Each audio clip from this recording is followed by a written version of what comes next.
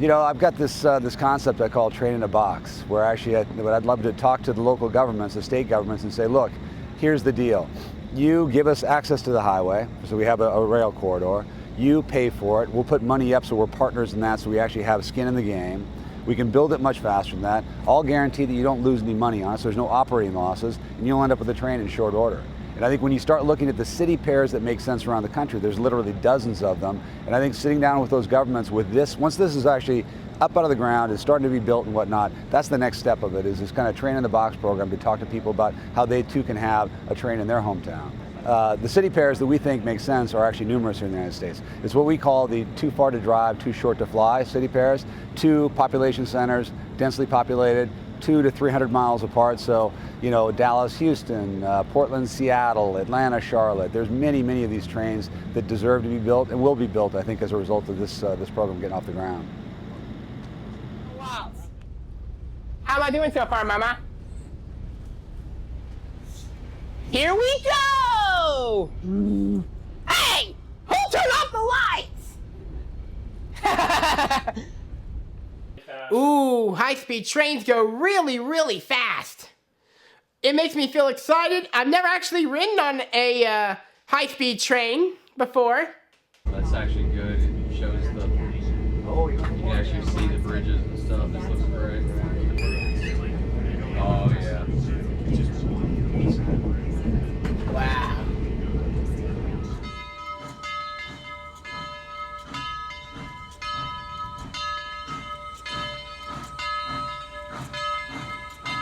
How cool is that?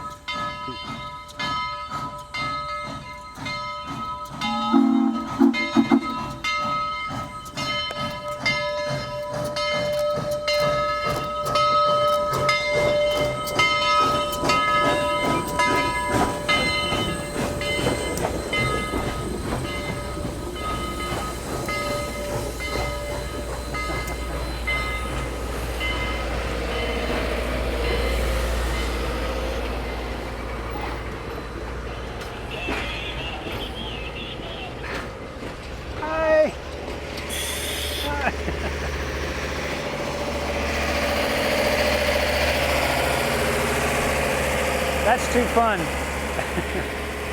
So we're about to get onto that. Go for a little ride. Y'all want to come with us?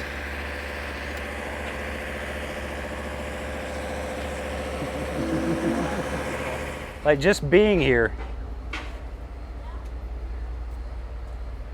I mean, my brain automatically just goes to the people. Like, what were they like? Like that door right there is a really narrow door. You can't be a big dude working on the train, I guess. You gotta be little. I guess people were smaller back then, but the age of something brings me to the people. What were they like?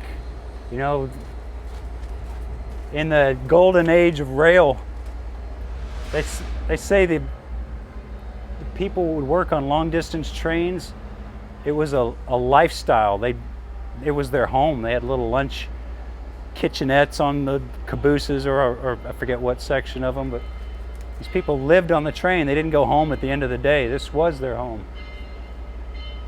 Just to be riding the rails across the country like that, I guess that's part of the romance, the freedom of being out on the rails and seeing America. As I peel the rust paint off of this, I don't even know, was this an engine? What is this?